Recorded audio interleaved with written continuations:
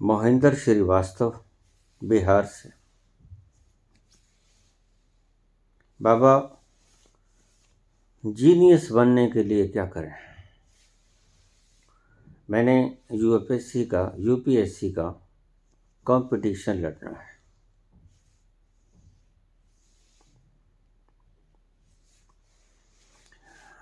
करूँगा क्या जो मोहब्बत में भी हो गया नाकाम? करूँगा क्या मोहब्बत में भी गर हो गया नाकाम? मुझे तो और कोई काम भी नहीं आता।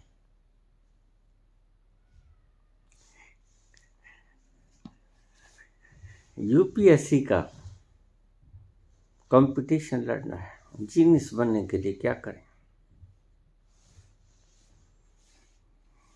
बच्चा है, स्टूडेंट है, अपनी ज़िंदगी को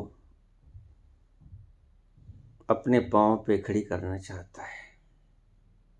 शुभ है।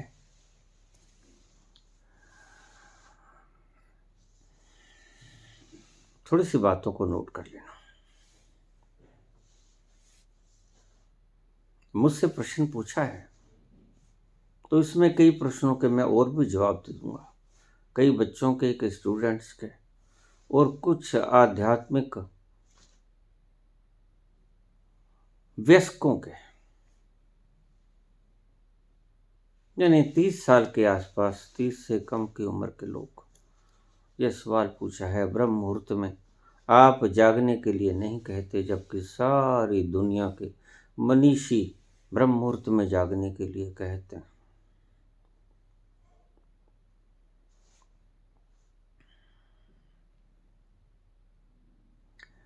ये सभी प्रश्न आध्यात्मिक हों, मानसिक लेवल के हों, इन्हें आप ध्यान से सुनिएगा। क्या करें? एक बात से इन सभी चीजों का हल होने वाला नहीं। सबसे पहले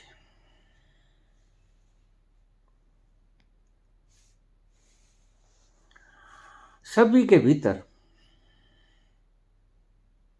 एक रेस्टिंग पॉइंट होता है। नई बात बताता हूँ आपको।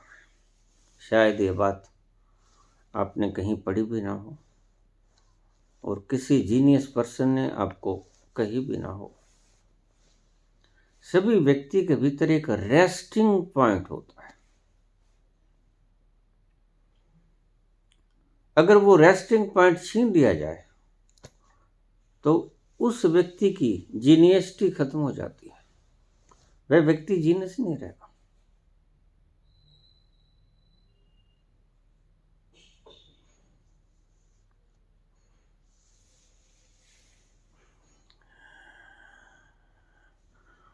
एक वकील की कहानी में पढ़ रहा था, बायोग्राफी। वो कभी केस हारा नहीं करता था और जब वो बहस शुरू करता तो बड़े आराम से बहस शुरू करता, कोई जल्दबाजी ना करता।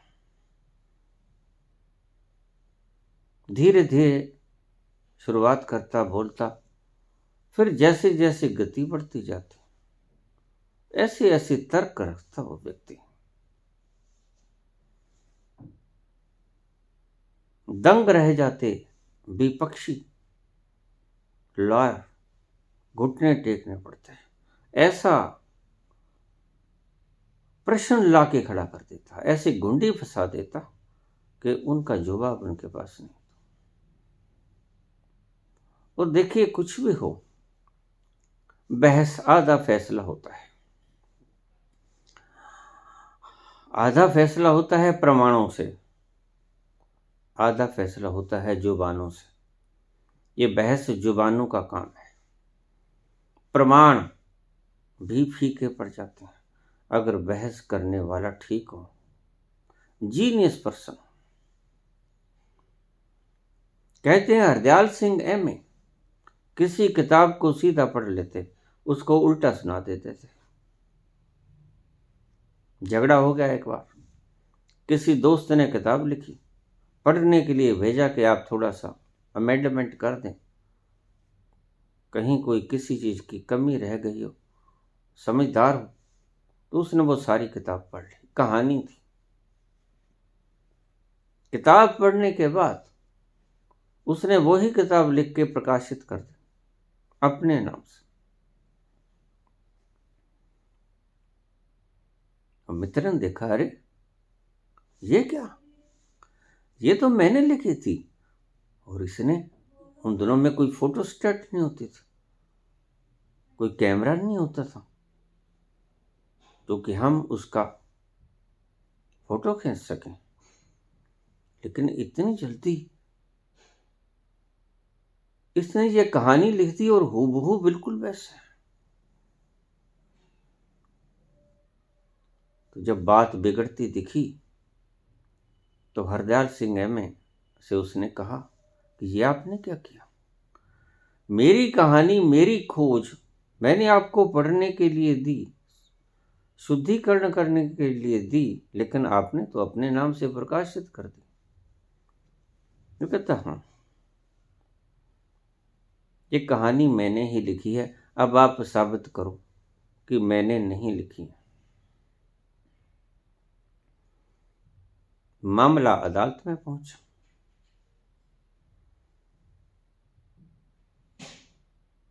जज साहब कहने लगे कि आप क्या कह सकते हो अपने प्रमाण में, अपनी सफाई में, कि ये किताब आपने लिखी है? जिसने किताब असल में लिखी थी वो कहने लगा, जी मेरा दोस्त है, इसको मैंने अच्छा जीनियस समझ के ये कहानी पढ़ने के लिए दी थी, लेकिन इसने तो अपने नाम से प्रकाशित कर दी, दावा ही ठोक दिया। कहानी मेरी है और जरा भी फर्क नहीं। आप दोनों का मिलान करके देख लीजिए।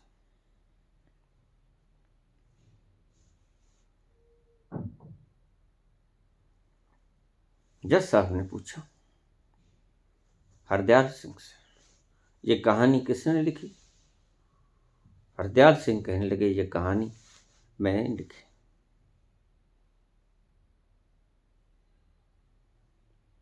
क्या सबूत है? कहते, इस लेखक के पास क्या सबूत है? उसके पास कोई सबूत नहीं था। कहानी है, कहानी मैं सुना सकता हूं। तो हरदयाल सिंह में कहने लगे कि अच्छा, अगर इन्होंने कहानी लिखी है तो इतने नंबर पेज के ऊपर क्या लिखा है, वो सारा पेज मुझे पढ़ के सुना दो। अब उसको, लेखक को पता नहीं था, याद नहीं था मैंने क्या लिखा है, या ये पूछ ले मुझसे कि कौन से नंबर पेज पर क्या लिखा है।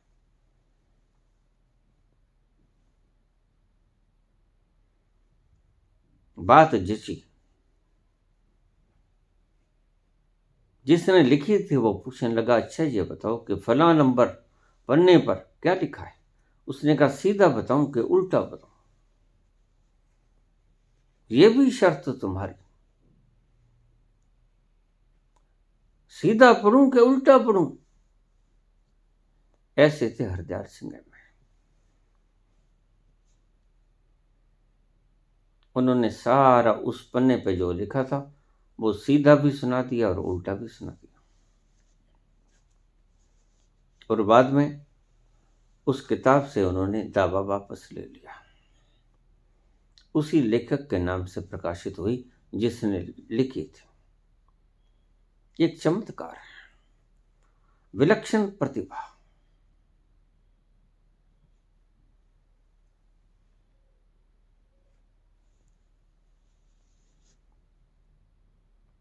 आइंस्टीन, एल्बर्ट आइंस्टीन,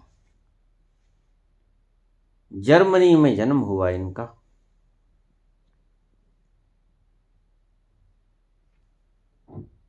बचपन में गणित में बड़े कमजोर थे। अक्सर गणित के मास्टर टीचर इन्हें प्रताड़ित करते हैं और क्लास से बाहर खड़ा होने की सजा देते कि बाहर चले जाओ, जब तुमने व्यवधान खड़ा करना है, समय तो कोई आता नहीं, और तुम्हें देख देख कर मुझे क्रोध आता है। मैं बाकी बच्चों को भी पढ़ा नहीं सकता, जाओ बाहर खड़े हो जाओ। तो एल्बर्ट आइंस्टीन बच्चा था, बाहर खड़े हो जाते जाकर। आपको शायद पता हो कि एल्बर्ट आइंस्टीन 6 साल तक बोले नहीं। 6 साल के बाद उन्होंने बोलना शुरू किया।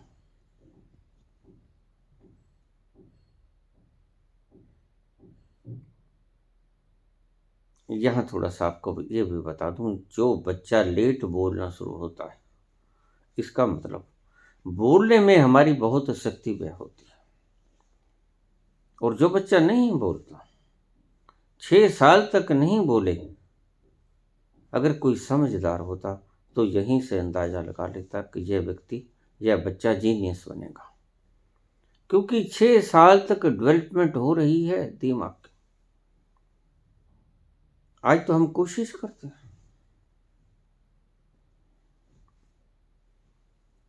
मेरे मित्र ने पूछा, आपके पोते ने बोलना शुरू कर दिया? मैंने कहा हाँ, बोलना तो शुरू कर दिया, अभी तो फारसी बोल रहा है। हिंदी पंजाबी अंग्रेजी तो बाद में बोलनी सीखेगा, अभी फारसी बोल रहा है। अरे फारसी बोल रहा है? फारसी तो सबसे मुश्किल है जुबान, ये पहले कैसे सीख गया? मैंने कहा जाके देख लो, अभी सिर्फ फारसी बोलता है।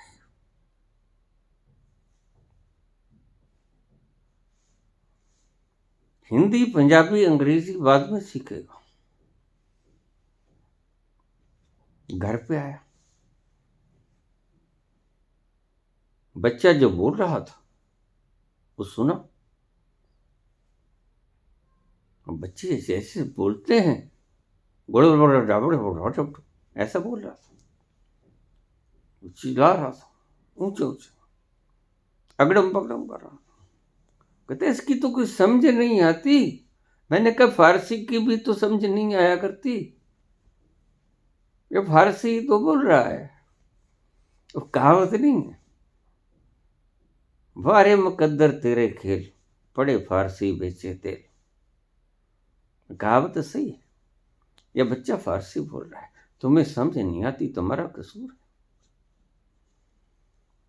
है। जो बच्चा जितना ज्यादा लेट बोलना शुरू होगा, इसका अर्थ यही है, जो बच्चे ने शक्ति व्यय करनी थी बोलने के ऊपर, वो शक्ति उसकी मौन में, उसके भीतरी ब्रेन के न्यूरॉन्स का विकास करने में लगी।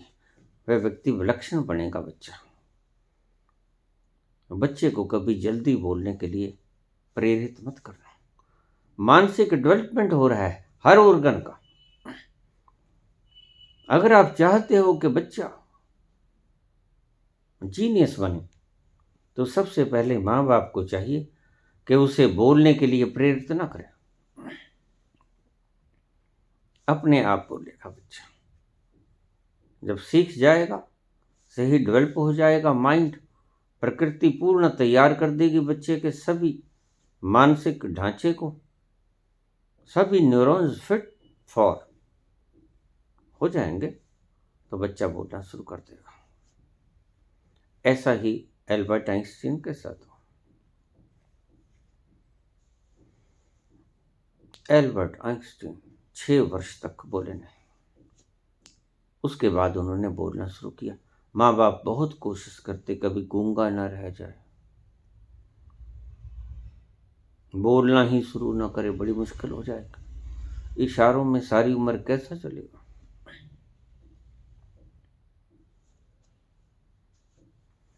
इशारों इशारों से थोड़ा ही बात बनती है। मियाँ बीवी में झगड़ा हो गया तो बोलचाल बंद हो गई, ऐसा होता है अक्सर।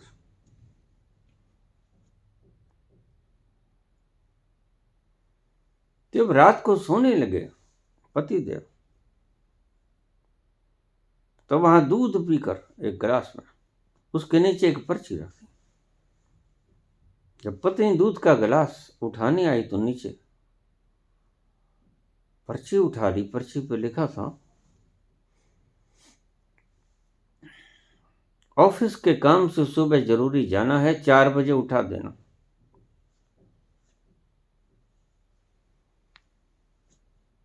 सो गया। सुबह जाग आई 7 बजे, बड़ा जलाया, कुछ चीजें इधर उधर पटक दी, तोड़ फोड़ मचा दिया, हो हल्ला कर दिया।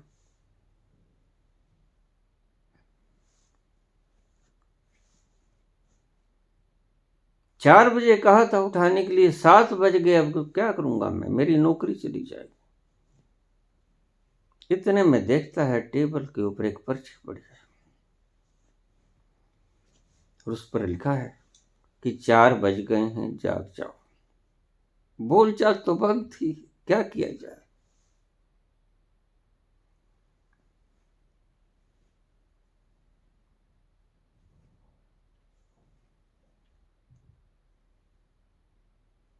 बच्चा अगर ना बोले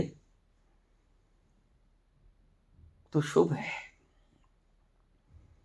6 वर्ष तक बोले नहीं और उसके बाद नालायक, और गणित में बिल्कुल नालायक। रोज शिकायतें आती, टीचर बाहर खड़े कर देता, चलो यही दंड है तुम्हारे लिए। मां परेशान हो गए, पिता तो अपने कार्य में चले जाते। उन दिनों में गृहिणियां घर पे ही काम करती थी, दफ्तर वगैरह के काम नहीं होते थे।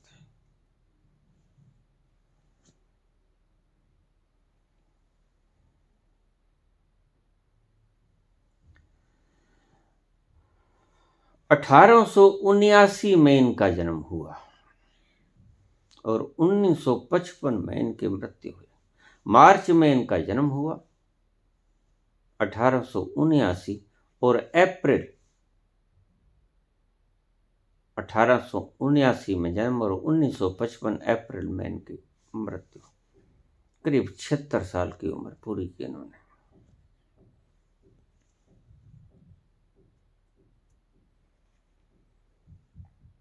जो बच्चा थोड़ा सा लेट बोलता है, ज्यादा भी लेट बोलता है, उतना ही जीनियस होगा, बशर्ते के गूंगा ना।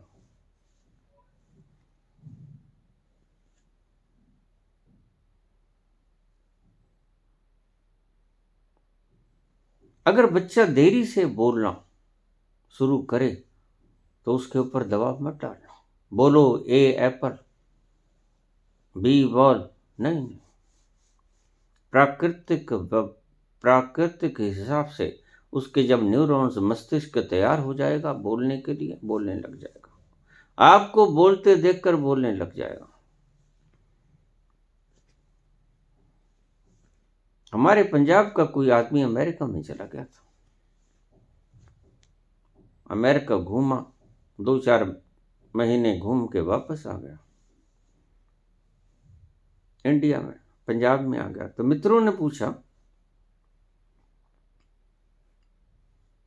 मित्र तुम अमेरिका गए थे, क्या देख के आए, विलक्षण चीज क्या लगी।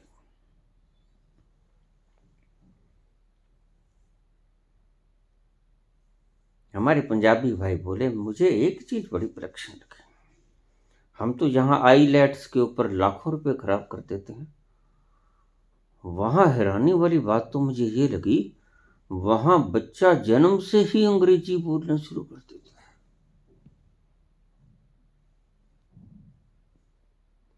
ये बड़ी हैरानीजनक बात। वहां बच्चा पैदा ही आईलेट्स के साथ होता है।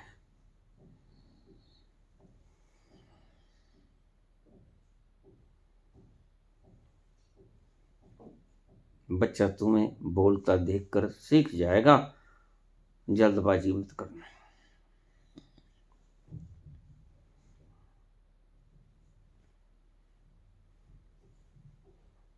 जीनियस बनने के लिए क्या करें, कुछ बातों को ध्यान में रखना होगा।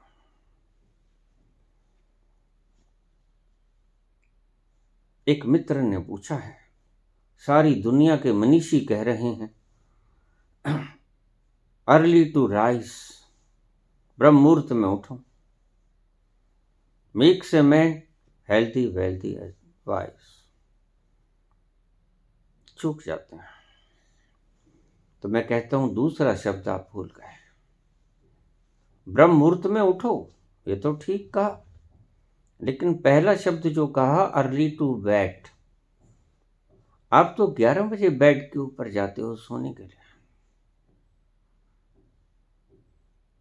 11 बजे से पहले आप सोते नहीं, दुआतिया करते रहते हो।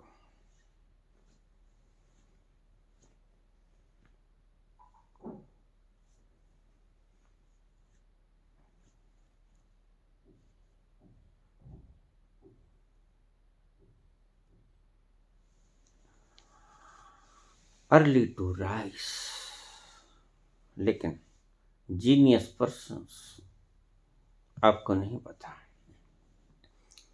एक मुख्य चीज जो सबसे पहले मैं आपसे कहना चाहूंगा, वो मैंने सवाल उठाया ब्रह्म मुहूर्त का साथ साथ, क्योंकि दोनों समान प्रश्न है, एक ही चीज के साथ संबंधित है। अगर जीनियस होना चाहते हो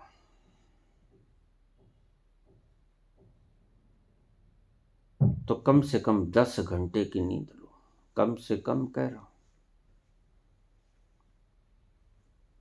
और आपके ऋषि तो आपको समझा रहे हैं कि कम से कम नींद कैसे लो। उनको पता ही नहीं कि ऋषियों ने क्यों बोला कि नींद कम से कम लो। बड़ा गच्चा खा गए।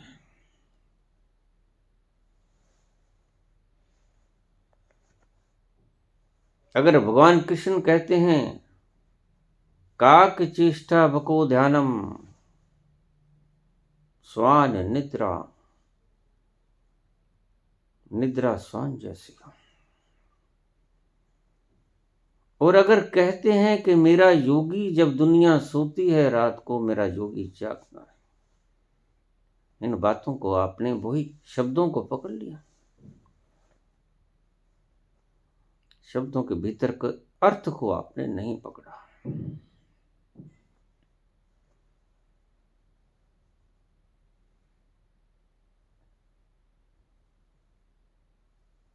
ब्रह्म मुहूर्त में उठो तो साधारण व्यक्ति के लिए है ये बात, जीनियस होने के लिए ये बात नहीं।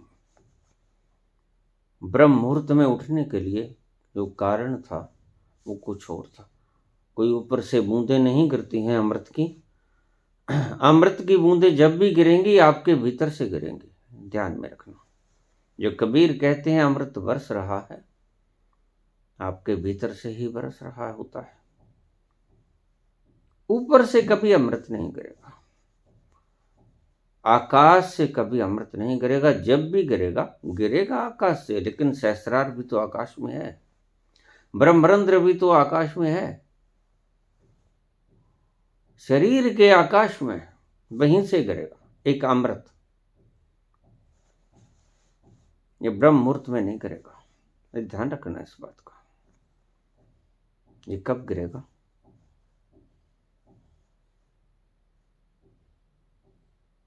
इसकी बात हम बाद में करेंगे।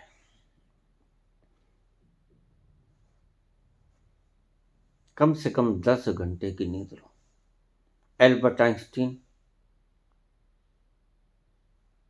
Newton, sir Isaac Newton, Rutherford, Edison,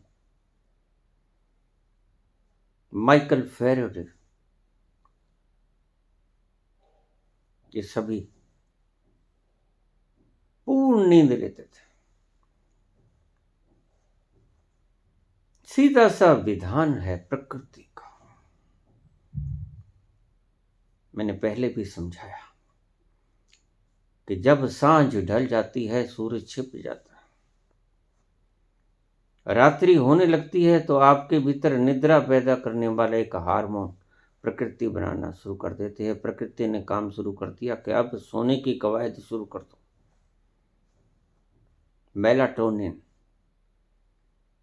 नींद के लिए जरूरी हार्मोन, इसलिए भगवान महावीर ने ये शब्द कहा कि सूरज छिपने से पहले खाना खा लेना। उसका और कोई मतलब नहीं था, कोई कीट पतंगों का मतलब नहीं था, कोई ऐसा नहीं कि लाइट नहीं थी। इसीलिए कहा, मतलब आप कुछ भी निकाल लो,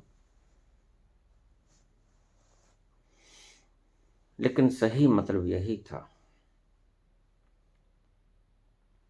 अंधेरा जैसे जैसे घना होगा, मेलाटोनिन हार्मोन्स पैदा होना ज़्यादा शुरू हो जाएगा। और उन दिनों में बिजली की व्यवस्था न होने के कारण लोग जल्दी सो जाते थे। ग्रामों में आज भी ये रिवाज है,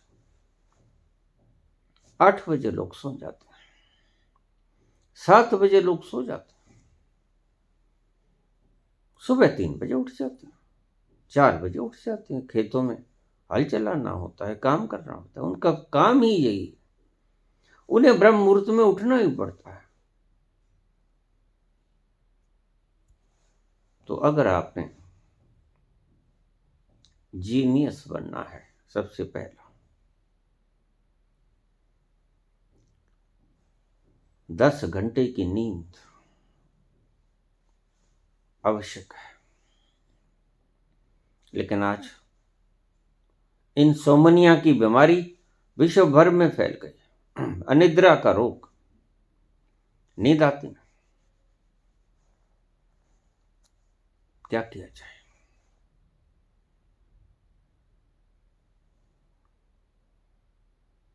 तो मैं ये कहूंगा, अगर नींद आती है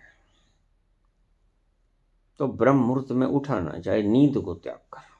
नींद ज्यादा जरूरी है। तुम्हारा ब्रह्म मुहूर्त में उठना ज्यादा जरूरी नहीं, जरूरी ही नहीं है। ब्रह्म मुहूर्त में उठने वाले लोग मेरी दृष्टि में मूड होते हैं, उन्हें पता ही नहीं, भीतर की अलकेमी का उन्हें पता ही नहीं। दिमाग इतना जटिल यंत्र है कि इसको पूर्ण रूप से कभी कोई समझ ही नहीं पाएगा। समझ नहीं सका ऐसा नहीं, समझ पाएगा ही नहीं।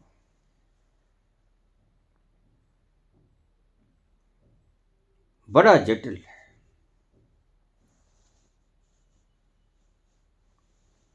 सबसे पहले नींद पर्याप्त मात्रा में लें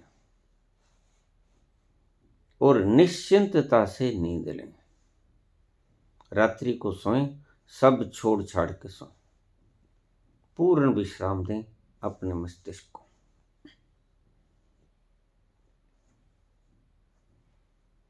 पहला पॉइंट, नींद और ध्यान, इन दोनों के लिए बहुत से फार्मूला कॉमन हैं, इस बात का ध्यान रखना। ध्यान के लिए भी, समाधि के लिए भी आपको पूर्णतया विश्राम में जाना पड़ेगा। आपने कभी देखा नहीं, बुद्ध के जीवन में, महावीर के, कबीर, नानक के जीवन में जब फुल रेस्टफुल कंडीशन में होते हैं तो संबोधि उतरती है।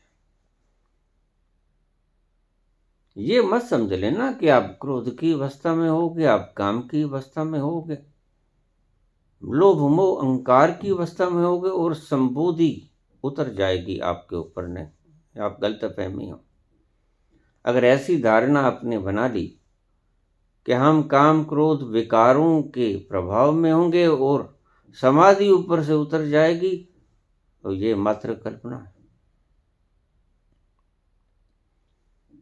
समाधि संबोधि उस वक्त उतरेगी जिस वक्त आप बिल्कुल फुर्सत के लम्हों में हो। कभी देखा, 49 दिन तक बुद्ध कुछ नहीं खाते, सिर्फ जल पीते हैं।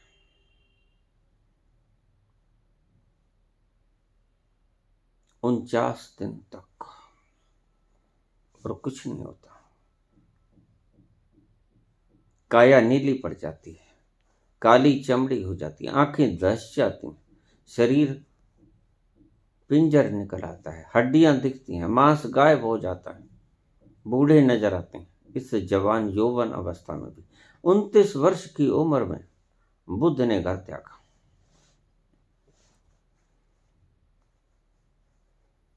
और 6 साल बाद 34-35 साल की उम्र में बूढ़े लगने लगे, जबकि महान यौवन अवस्था होती है। कुछ नहीं खाया, शरीर काला नीला, खून खत्म, चला भी नहीं जाता, सांस चढ़ जाती थी। निरंजना नदी के अंदर जल लेने के लिए जाते हैं, पांव लड़खड़ाते हैं, अपने आप को संभाल नहीं पाते।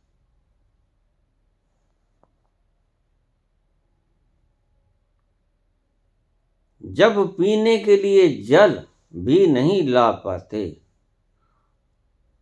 तो संयोगवशात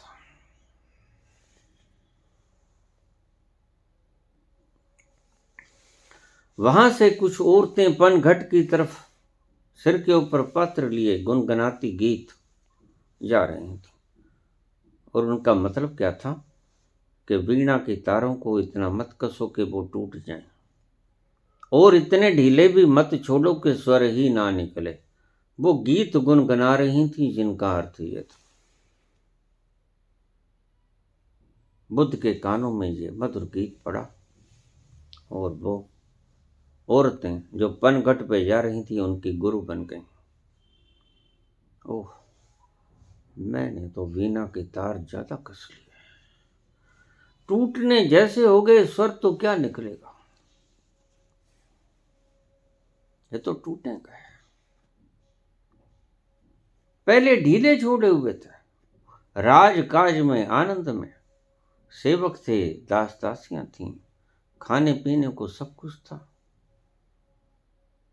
कुछ भी नहीं था जो राजा के पास न हो, सभी कुछ नसीब था। तो वीणा के सुर बहुत ढीले थे और आज मैंने वीणा के सुर बहुत कस लिए। शरीर को कुछ भी नहीं दे पा रहा हूं और शरीर इतना कमजोर हो गया कि जिस शरीर से मैं इस नदी को पार नहीं कर सकता, निरंजना नदी को, उस शरीर से मैं भव सागर को पार कैसे करूंगा। कौंध गया विचार, ज्ञान की पहली झलक मिली, सब कुछ छोड़ दिया। उस वक्त सब कुछ छोड़ दिया, बस बहुत हो गया, अब करना छोड़ दिया। अभी तक बहुत किया, जो गुरु ने, किसी ने 6 साल तक जो कुछ कहा वो कुछ किया,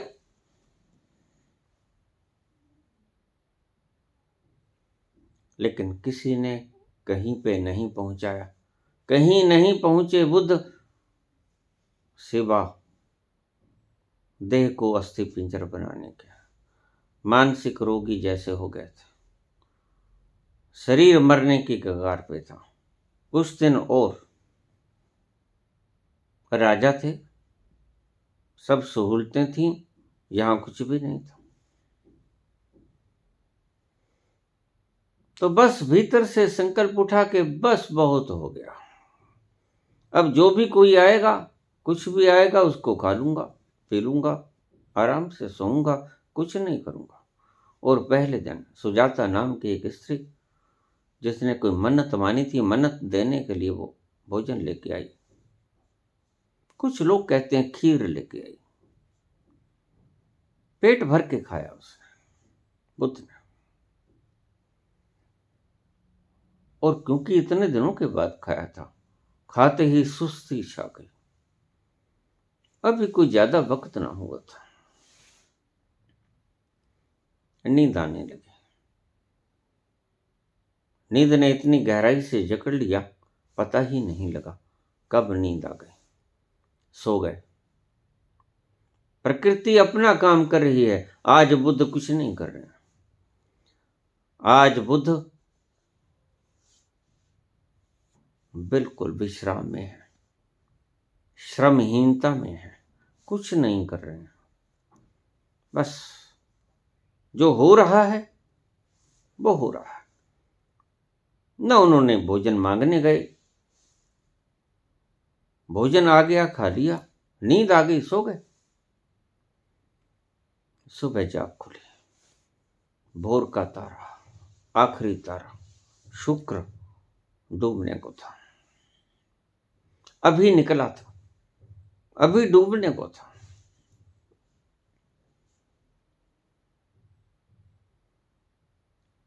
तारा डूबने को था। अचानक सारी रात की बड़ी सुंदर रिलैक्सेशन नींद, इतनी प्यारी मीठी प्रथम बार नींद आई थी, और प्रथम बार विश्राम में था सारा तन मन, सारा अस्तित्व विश्राम में था, बाहर और भीतर। सुबह सुबह का वक्त, सब ठहरा हुआ,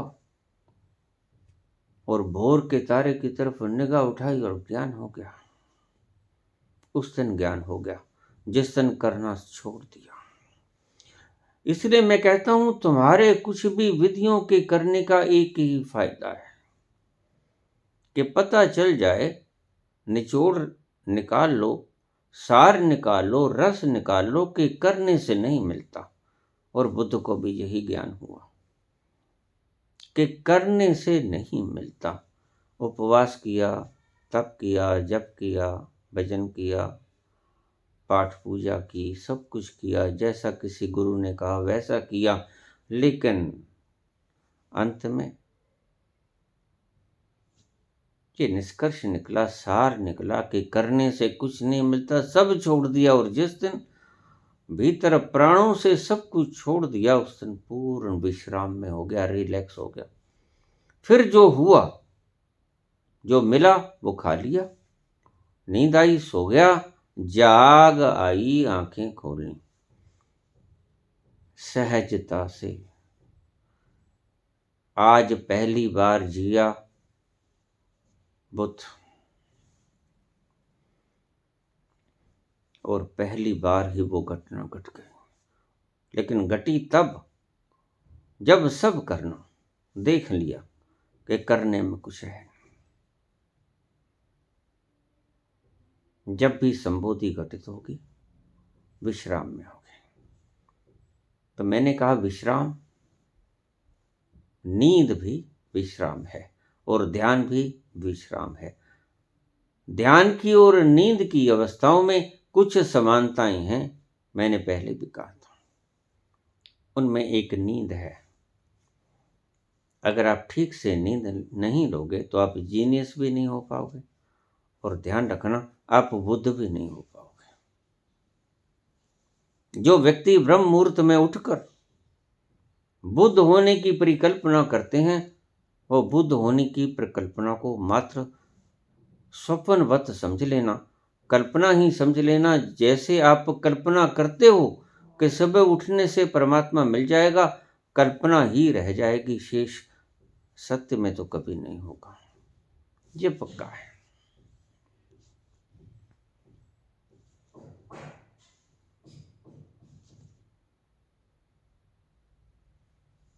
और जो ब्रह्म मुहूर्त में उठने के लिए कहा गया था, वो भी सुन लो। वो उन लोगों के लिए कहा गया था जिन्होंने बुद्धत्व को पा लिया, क्योंकि उनका ध्यान उनकी 3/4 नींद को पूरी कर देगा। 4 में से 3 हिस्से ध्यान, गहरी नींद है, मैंने पहले भी कहा।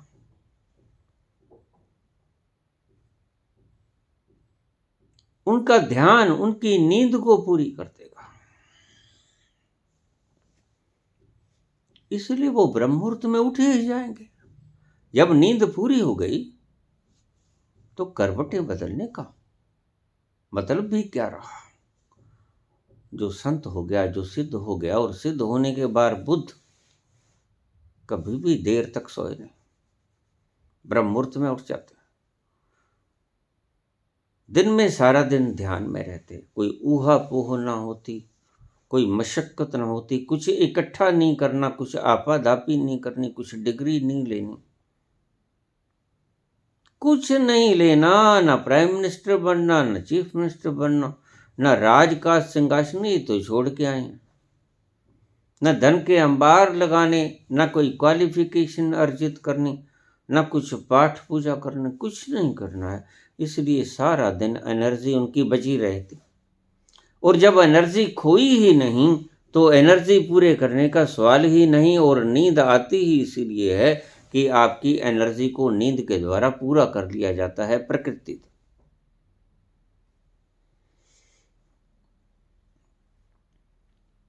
लेकिन विद्यार्थियों के लिए ये बात अभी ध्यान जानते हैं।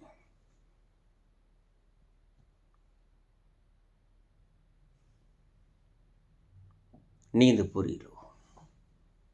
मैं ये नहीं कहता कि पूरे 10 घंटे सो, लेकिन 10 घंटे सो तो बहुत अच्छा है। 10 घंटे सोने के बाद भी एल्बर्ट आइंस्टीन दिन में भी झपकियां लेते रहते। वो अपने एक हाथ में चम्मच रखते और नीचे एक थाली रखते खाली। जैसे ही झपकी आई अपने कुर्सी के ऊपर लेटे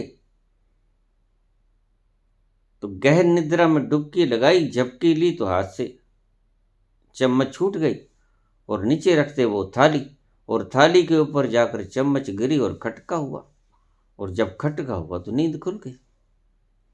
दिन में भी झपकी लेते थे। 10 घंटे की नींद के अलावा आप तो दिन में भी कुछ विश्राम नहीं करते। नहीं, रेस्ट करने की आदत डालो। यद्यपि मेरा फार्मूला आपको बहुत उलट लगेगा, लेकिन उलट है नहीं, क्योंकि शक्ति को खर्च करने के लिए शक्ति को कमाना भी तो होता है। आपने रेस्ट करके शक्ति को कमाया तो है नहीं, अर्न तो किया नहीं, स्पेंड कर रहे हो। स्पेंड कहां से करोगे जब है ही नहीं। तो इसलिए विश्राम से एनर्जी को अर्जित करो। सबसे पहले जितना आपका शरीर या दिमाग आराम मांगता है, आराम दो इसे। जब भी आप आराम कर सकते हो, जब आपको फैसिलिटी है, आराम करो। मस्तिष्क को विश्राम दो, सब छोड़ छाड़ के सिर्फ 15 मिनट के लिए ध्यान करो। जीनियस होने का फार्मूला बताता हूं। 15 मिनट। बुद्ध होने के लिए तो ध्यान में ही रहना है, लेकिन जीनियस होने के लिए रोज 15 मिनट। और ध्यान क्या, कुछ नहीं करना है, आराम से बैठ जाओ सुख आसन में। रीढ़ की हड्डी को सीधा नहीं करना है, कोई सर्कस नहीं करना है जहाँ। ये रीढ़ की हड्डी को सीधे करने वालों ने कुछ नहीं कमाया, आप देख लीजिए। बिल्कुल आराम से बैठ जाना है। शरीर लुढ़कता है, लुढ़क जाए। आसपास सराहने रख लेना, दीवार से सहारा ला लेना। रीढ़ की हड्डी मुड़ती है, मुड़ जाने देना। गर्दन झुकती है, झुक जाने देना। जो होता है प्रकृति करे करे। वे अपना काम खुद करना जानती है। प्रकृति तुम्हें पूछती भी नहीं। कितनी बड़ी फैक्ट्री चल रही है तुम्हें पता ही नहीं चलता। तुम्हारे भीतर ईर्ष्या जगती है, तुम्हारे भीतर क्रोध जगता है, तुम्हारे भीतर भय जगता है, तुम्हें पता ही नहीं होता भीतर हार्मोन्स पैदा हो रहे हैं। ये कार्टिसोल पैदा हो रहा है। ये क्रोध को उत्पन्न करता है, जहर को उत्पन्न करता है। ये सेरोटोनिन पैदा हो रहा है, डोपामिन पैदा हो रही है, आपको पता ही नहीं चलता। इतनी बड़ी फैक्ट्री चल रही है आपके भीतर, आपको जरा पता नहीं। और ईश्वर ने ये काम आपके ऊपर सौंपा भी नहीं। ईश्वर ने ये सब बड़े काम अपने हाथ में ले रखे हैं कि तुम्हारा कोई पागलपन यहां ना चले। जरा सा पागलपन हुआ तो चूके। जितनी बड़ी व्यवस्था है फैक्ट्री की, सारी मैनेजमेंट उसने अपने हाथों में रखी हुई है। जो छोटी छोटी बातें हैं वो आपके हाथों में दे रखी हैं। करना है करो, नहीं प्रकृति कर देगी, कोई बात नहीं।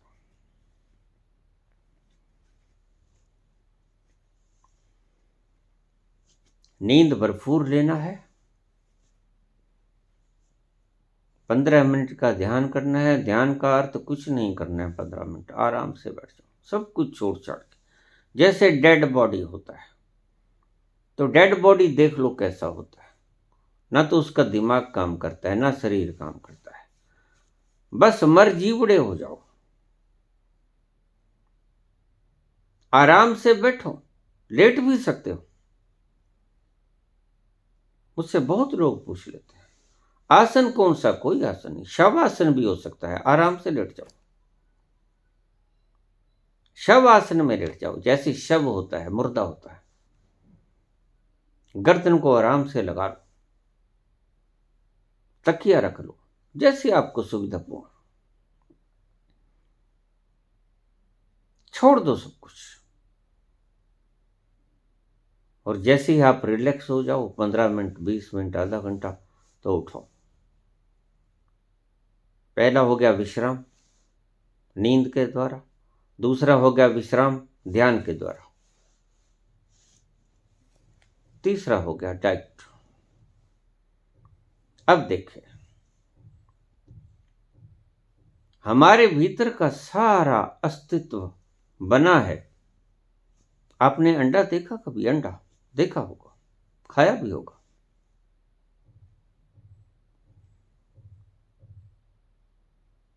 जिस अंडे में से चूजा निकलता है, उसको तो मैं भी कहता हूं नहीं खाना चाहिए, क्योंकि वो तो जीव हत्या हो गई। लेकिन जो अंडा पोल्ट्री फार्म में सिर्फ खाने के लिए ही मुर्गी देती, वो खा लेना चाहिए, क्योंकि वो तो आलू की सब्जी है, समझो, उसमें से कुछ नहीं निकलता। वो जैविक नहीं है अंडा, वो निर्जीव है। तो आपने कभी देखा अंडे की संरचना देखी आपने? क्या होता है उसके भीतर? मुख्यतः 3 चीजें होती हैं हमारे शरीर की संरचना में। मुख्यतः प्रोटीन, कार्बोहाइड्रेट और फैट्स। उसके अलावा भी बहुत कुछ होता है, विस्तार में नहीं जाऊंगा। विटामिन, मिनरल्स वगैरह वगैरह बहुत कुछ होता है। तो आप 3 चीजों को ले लो, प्रोटीन्स, कार्बोहाइड्रेट, फैट्स। आपने एक चीज का चमत्कार देखा? जिस अंडे में से मुर्गी का चूजा निकलता है, उस अंडे के भीतर की संरचना क्या है, मैं आपको बताता हूं। उसके भीतर ऊपर की सफेद परत होती है प्रोटीन, और बीच में पीली जर्दी होती है, वो होता है फैट। और बड़े मजे की बात है कि उससे आप कुछ समझ नहीं पाते। आज तक किसी व्यक्ति ने यह बात समझा नहीं कि कार्बोहाइड्रेट के बिना जीवन पैदा हो सकता है। अंडे में कहां होता है कार्बोहाइड्रेट, बताओ? शून्य मात्रा होती है कार्बोहाइड्रेट की अंडे के भीतर। जर्दी होती है प्रोटीन की ऊपर, लेयर होती है सफेद। कार्बोहाइड्रेट का नाम मात्र भी नहीं होता, कि थोड़ा बहुत तो हो, बाकी विटामिन, मिनरल्स वगैरह वो अलग है। लेकिन मूलभूत तीनों में से एक चीज नदारत, कौन सी? कार्बोहाइड्रेट।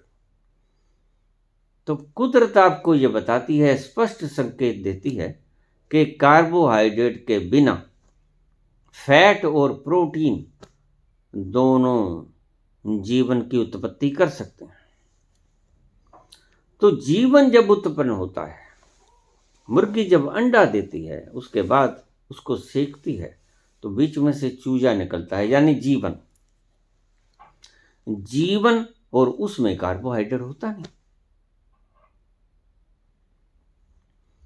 तो प्रकृति क्या संकेत देती है कि कार्बोहाइड्रेट के बिना जीवन उत्पन्न हो सकता है। लेकिन यहीं मत रुको यहां।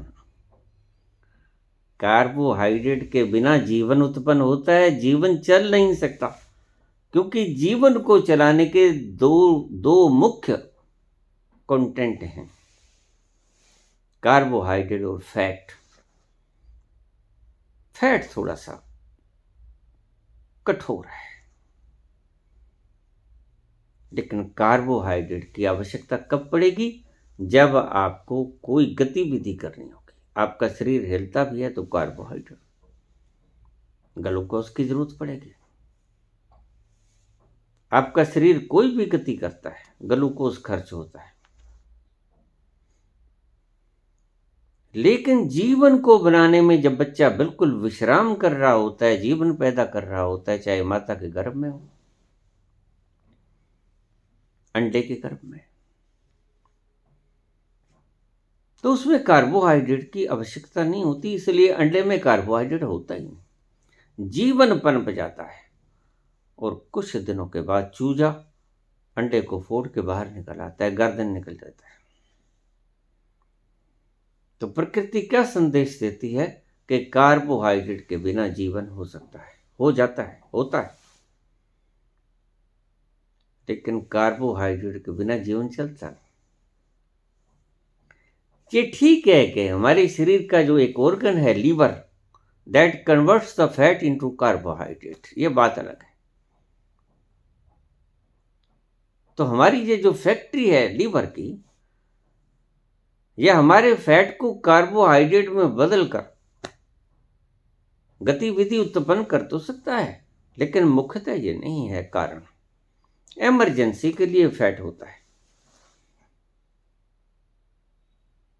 इमरजेंसी के लिए फैट, और तात्कालिक शक्ति के लिए कार्बोहाइड्रेट। अगर आपको तात्कालिक शक्ति चाहिए तो 2 चम्मच ग्लूकोज पानी में घोलो और पी जाओ, आपको शक्ति मिल जाएगा। सीधा सीधा सब फॉर्मूला है। तो जब भी आप एग्जाम देने जाओ, हमारी पुरानी प्रथा थी, माएँ कहा करती थी, बेटा मीठी दही खा के जाना, मुंह मीठा करके जाना। उसका अर्थ क्या था? कार्बोहाइड्रेट और प्रोटीन। मुख्यतः दही के अंदर प्रोटीन मुख्यतः, और फैट, और ऊपर से मीठा, शुगर यानी कार्बोहाइड्रेट। यही थी कुल उनके कहने की व्यवस्था। और दही का एक कूला भर के दे देती। दही खा के जाओगे तो प्रोटीन की मात्रा आपके दिमाग के तंतुओं को सही सलामत रखेगी। जो टूटे हुए तंतु हैं उनको जोड़ती रहेगी प्रकृति।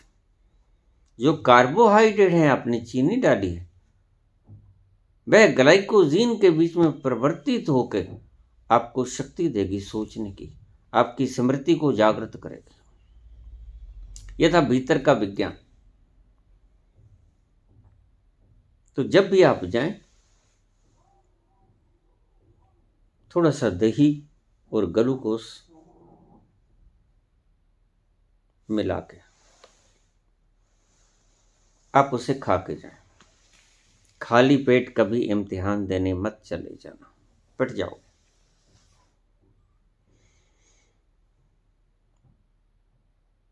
हल्का खा के जाओ, पौष्टिक खा के जाओ। दही के भीतर ग्लूकोज या चीनी मिला के अच्छा मीठा डालकर उसको खा के जाओ, फिर जाके इम्तिहान तो आपको पता चलेगा। जीनियस बनने के लिए क्या करें? पूर्ण विश्राम करो, 10 घंटे की नींद लो, पर्याप्त नींद लो।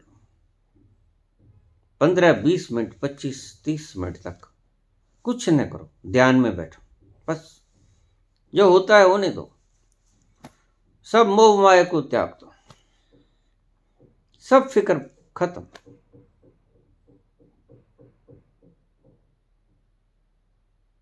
मृतवत बैठ जाओ, लेट जाओ, पूर्ण विश्राम करो, और फिर उसके बाद आप इम्तिहान देने के लिए चले जाओ। जब कुछ याद करना है तो याद करने लग जाओ। आप पाओगे जो चीज मुद्दतों से आपको याद नहीं हुई, 1 घंटे में वो आप मात्र 15 मिनट में याद कर लोगे। चौथा हिस्सा, अगर आप ये सूत्र अपनाओ। उसके अलावा शरीर फुल्ली ऑक्सीजनेटेड होना चाहिए आपका। क्या अभिप्राय है मेरे कहने का? सुबह सैर करने जाओ, सुबह नहीं शाम को सैर करने जाओ। कई बार मौसम सुबह ठंडा होता है, बीमार हो जाते हैं, फ्लू हो जाता है, सर्दी लग जाती है, जुकाम लग जाता है, मुसीबत का कारण बनेगा। ज़्यादा ठंडी में मत जाओ, ठीक सा माहौल देखकर सैर करने निकल जाओ। 1 किलोमीटर की सैर करो कम से कम। जितने भी जीनियस पर्सन हुए हैं, चाहे न्यूटन हुआ है, आर्किमेडिस हुआ, रदरफोर्ड हुआ, माइकल फेराडे हुआ और एल्बर्ट आइंस्टीन हुआ, ये सभी 1-1.5 किलोमीटर की रोजाना सैर करते थे। सैर से क्या होता है? एक तो आपका शरीर फुल्ली ऑक्सीजनेटेड हो जाता है, और अगर आप क्रिया योग कर सको तो सोने पे सुहागा है। इतना ऑक्सीजन भर लो, कोई भी प्राणायाम कर लो। मैं स्पेशल क्रिया योग के लिए नहीं कहता हूं, कोई भी प्राणायाम कर लो। मतलब कहने का ये है कि आपका बॉडी भीतर से फुल्ली ऑक्सीजनेटेड होना चाहिए। आपके रोम रोम टिश्यूज पूरा ऑक्सीजनेटेड होना चाहिए।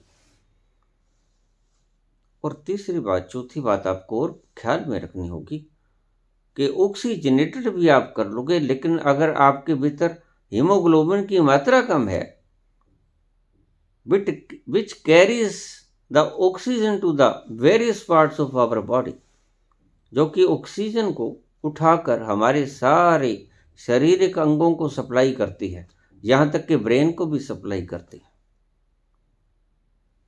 वो हीमोग्लोबिन की मात्रा अपने खून में घटने मत देना।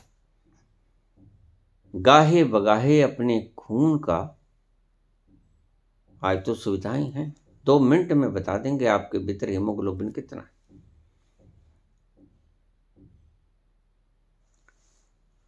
हीमोग्लोबिन चेक कराते रहो।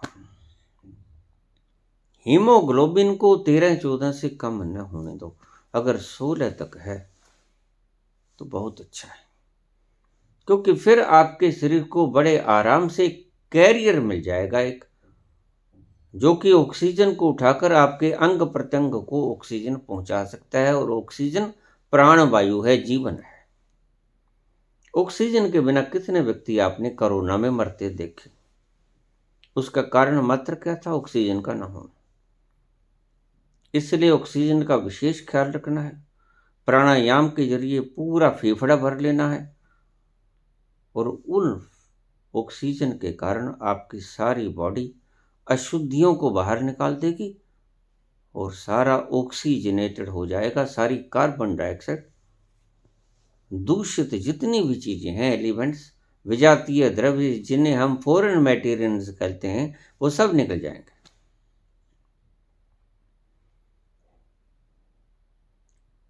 और अपने हीमोग्लोबिन के लेवल को ऊंचा रखना, 14 तक रखना, हो सके तो 16 तक ले जाना, ज्यादा बढ़िया रहेगा। क्योंकि कैरियर अगर अच्छा होगा आपके भीतर तो ऑक्सीजन को बड़े आराम से सप्लाई कर देगा। तो मैंने कहा, नींद पूरी,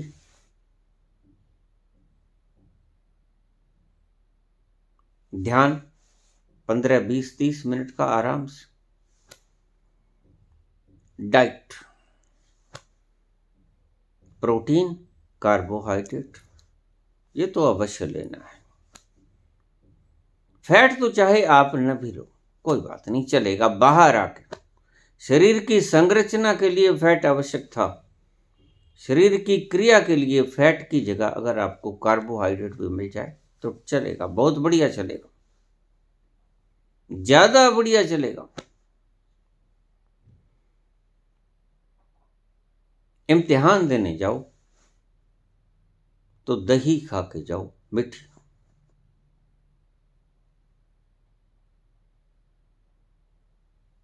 उससे आपका प्रोटीन जो खर्च होना है वो बराबर आपका शरीर आपको देता रहेगा। जो ग्लूकोज खर्च होना है, चाहे 2 चम्मच ग्लूकोज के डाल लो, वो आपको एनर्जी देता रहेगा हर वक्त। ग्लूकोज तो ले ही लेना चाहिए। अगर आपकी कोई बीमारी शुगर जैसी नहीं है, तो डायबिटीज वगैरह नहीं है, तो ग्लूकोज तो ले ही लेना चाहिए।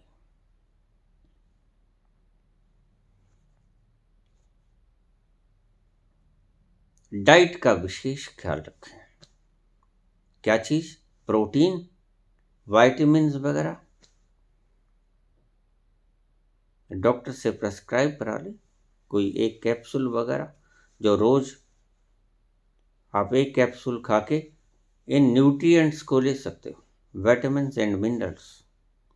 अमेरिका में प्रत्येक व्यक्ति रोज की जरूरत के मुताबिक एक टेबलेट रोज लेता है। जितनी शरीर को सारे दिन में खपत करनी है उतनी रोज खा लेता है सुबह उठकर।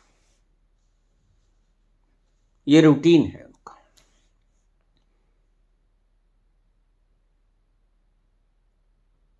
बाहर के मुल्कों के लोग हेल्थ अलर्ट बहुत, मेडिकली अलर्ट बहुत है, अपने आप को स्वस्थ रखते हैं।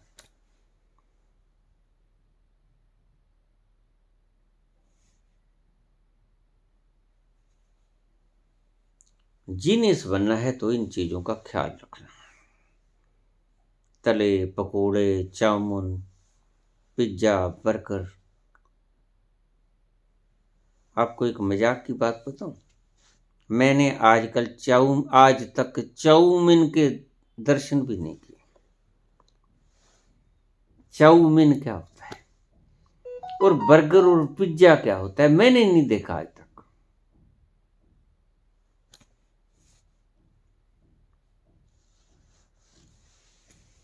चाहे मेरे सामने ही कोई खाता रहा, मुझे नहीं पता ये पिज्जा है कि बर्गर है कि चाउमीन है कि ताउमीन है, मुझे नहीं पता है। रात्रि का विश्राम, ध्यान का विश्राम, अच्छी खुराक से भी विश्राम मिलेगा। आपके टूटे हुए टिश्यूज रिपेयर होंगे। डाइट अच्छी लो, प्रोटीन युक्त संतुलित भोजन, लेकिन हल्का भोजन जो सुपाच्य हो। कुछ नहीं होगा, ये फालतू की बात है। शरीर हमारा ईश्वर ने, प्रकृति ने ऐसा बनाया, हम थोड़े से खाने पे भी चढ़ सकते हैं। अब मैं 3 वक्त का दूध लेता हूँ, 3 प्याले दूध, सुबह दोपहर शाम। वर्षों से, 10 वर्ष हो गए। उससे पहले भी 1 वक्त का खाना खाता था। मैंने अपने जीवन में ज्यादा अन्न नहीं खाया, थोड़ी थोड़ी मात्रा, सदा से। भर पेट तो शायद मैंने कभी भोजन किया ही नहीं होगा, जिसको आप भर पेट कहते हो। यह वीडियो बच्चों को तो देखनी ही चाहिए, जो कंपटीशन लड़ते हैं अवश्य ही ये वीडियो देखनी चाहिए। उनके वालिदान को भी देखनी चाहिए, माता पिता को, ताकि वो ध्यान रखें उनका। ऐसा नहीं है कि 4 बजे 3 बजे ब्रह्म मुहूर्त में उठा लो, पढ़ो उठ के। सुबह सुबह ज़्यादा याद होता है, नहीं, ऐसा नहीं होता। याद करने का माहौल आपके भीतर पैदा होता है, फिर जो भी याद करोगे याद हो जाएगा। और अगर सुबह अभी थके हुए हो, ब्रेन पूरे विश्रांति में आया नहीं, तो आप याद करना भी चाहोगे, भूल जाओगे। सही डाइट, सही ऑक्सीजनेटेड, भीतर का सारा शरीर, प्रत्येक टिश्यू ऑक्सीजन से भरा हुआ, हीमोग्लोबिन की मात्रा, प्रचुर मात्रा, 14-16, इससे कम नहीं।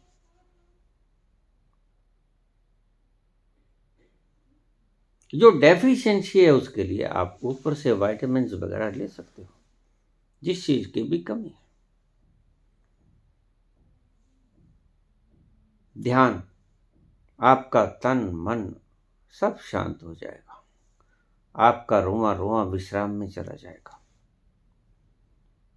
और जितना आप विश्राम करोगे, याद रखो, उतना ही आप काम करोगे। काम करने के लिए विश्राम करना आवश्यक है। विश्राम से शक्ति मिलती है, काम से खर्च होती है। तो इन चीजों को मैं इसलिए जोर दे रहा हूं कि ये बुनियादी फाउंडेशनल चीजें हैं। सारा कुछ मैंने समझा दिया।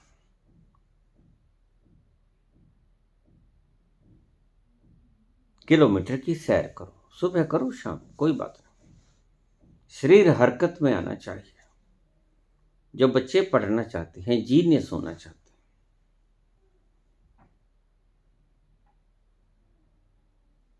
हल्का भोजन लो।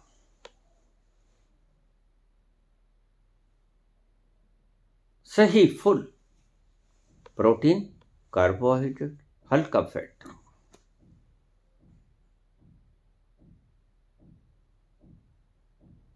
ध्यान करें, नींद पूरी लें, सारे शरीर को फुल्ली ऑक्सीजनेटेड रखें, हीमोग्लोबिन की मात्रा को कम ना होने दें। बहुत सी ऐसी बातें बताई जो आपको पता नहीं था। और जब भी पढ़ें, एकांत में पढ़ें, अकेले में, शांति में।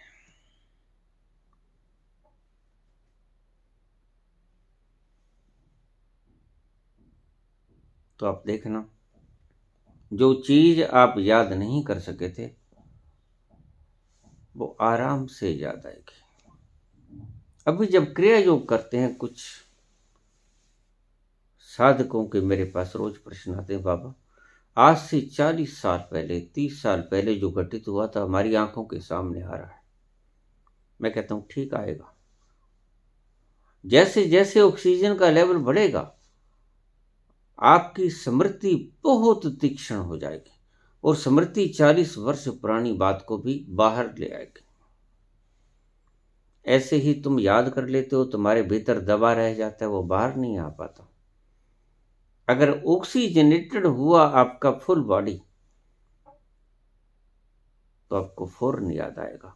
ये जो भूलने की आपकी आदत है वो खत्म हो जाएगी। भूलने की सिर्फ यही है कि आपके भीतर न्यूरॉन्स की स्मरण शक्ति कमजोर हो गई है।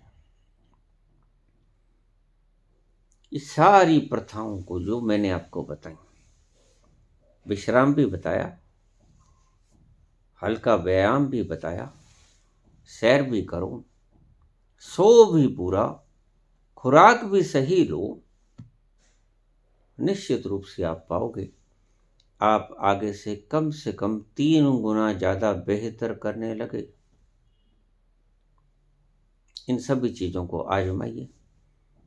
पुराने फार्मूले हैं, पुश्तैनी फार्मूले हैं, हमारे बुजुर्ग भी ऐसे ही करते थे। लेकिन सुबह ब्रह्म मुहूर्त में उठने का पागलपन मत कीजिए। अगर आपकी नींद पूरी नहीं हुई है तो, अगर आप जल्दी सो गए हैं, early to bed and early to rise, ये था फार्मूला। आप अर्ली टू बेड तो करते ही नहीं। आज की सभ्यता 11-12 बजे से पहले सोने जाती ही है। फिर सुबह ब्रह्म मुहूर्त में उठोगे, क्या खाक मिलेगा आपको? कुछ नहीं मिलेगा। ना खुदा ही मिला, ना बसाले सनम, ना इधर के रहे ना उधर के रहे। याद रखना, ना जिनिस हो पाओगे ना बुद्ध हो पाओगे। इन दोनों चीजों के लिए बैलेंस बनाना जरूरी है। जल्दी सो तो फिर जल्दी उठ जाओगे, लेकिन नींद पूरी होनी चाहिए। जल्दी का मतलब ये नहीं है कि 3 बजे या 4 बजे कोई ऊपर से अमृत गिरता है। नहीं, ऊपर से अमृत जब गिरेगा, वो आपके भीतर की आंतरिक शारीरिक मानसिक प्रणाली जब तार बिछेंगे, संगीत सजेंगे वीणा के, झंकार निकलेगी, कसी जाएंगी सारी तारें और आपके हाथ फिरेंगे तो मतलब झंकार निकलेगी, आपके भीतर से अमृत बरसेगा। ऊपर से, ऊपर का मतलब आसमान नहीं, आसमान से कुछ नहीं करता है, ये ब्रह्म है। इन मूडों की बातों में आओ ही मत। ऊपर से कुछ नहीं बरसता, आपके भीतर से बरसता है जो कुछ बरसता है।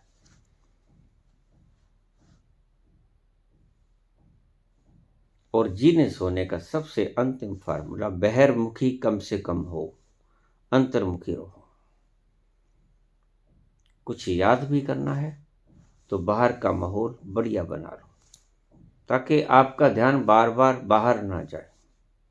अकेले में बैठो। बड़ा सुंदर फार्मूला है, आपको ज़्यादा याद होगा।